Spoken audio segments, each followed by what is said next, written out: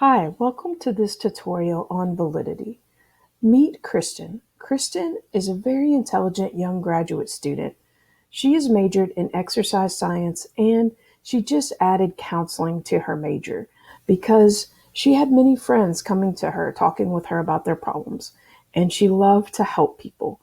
She wants to help people in a way that's very effective.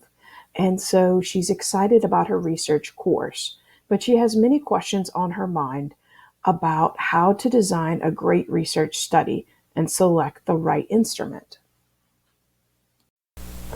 Although Kristen had many questions in mind, she knew her first step was to identify her research topic.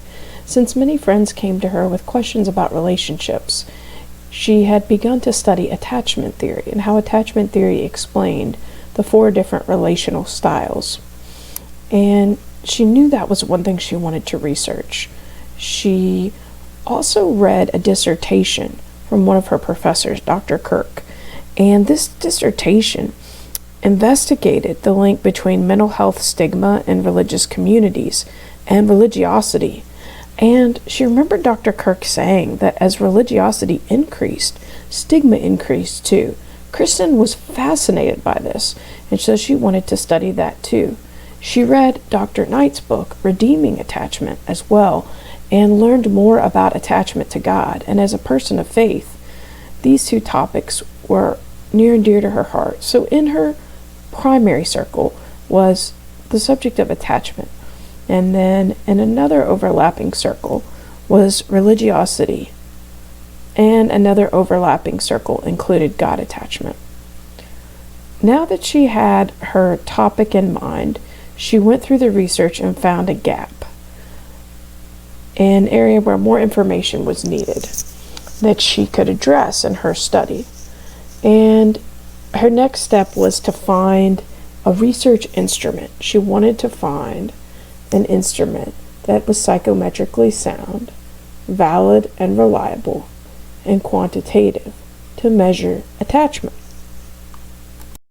Kristen started by asking her research coach, what is validity? She found out that validity addresses whether a test measures what it sets out to measure. As my colleague Dr. Rockinson Zapke likes to say, validity can be represented by a target. And where you see the arrow hitting the target, it's very accurate.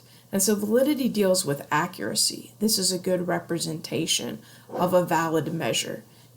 Kristen recalled reading about the different types of validity in her research study guide. She learned that content validity is also called face validity, and that represents whether an assessment appears to measure what it sets out to measure.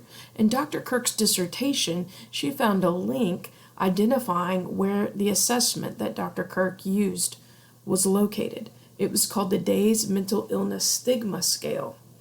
And one of the items on that scale is there are effective medications for mental illness that allow people to return to normal and productive lives. This item measures treatability, and it's measured on a Likert type scale from 1 completely disagree to 7 completely agree. And one could say that this measure appears to have face validity as it appears to measure what it sets out to measure. One good metaphor for face validity is a mirror, because a mirror reflects the face that gazes into it. And so it is the same way with the face validity of an assessment. If the assessment appears to reflect what it is supposed to measure, then we would say it has face validity. Another subtype of validity is called predictive validity. Predictive validity evaluates how well an assessment predicts future performance. For example, with the adult attachment interview, an assessment that includes a semi-structured interview with both qualitative and quantitative virtues, where an interviewer asks a participant, what are 5 adjectives you would use to describe your childhood relationship with your mother? Among many other questions. The trained raters or coders then assess the transcript of the interview, seeking to quantify the qualitative information in order to obtain an attachment classification. Participants are then assigned one of 4 attachment styles, and the adult attachment interview has 70 to 80% accuracy in predicting a mother's infant's attachment classification in the strange situation. This is pretty exciting when it comes to inferential statistics, and Kristen was excited to use such a gold standard instrument with her research proposal.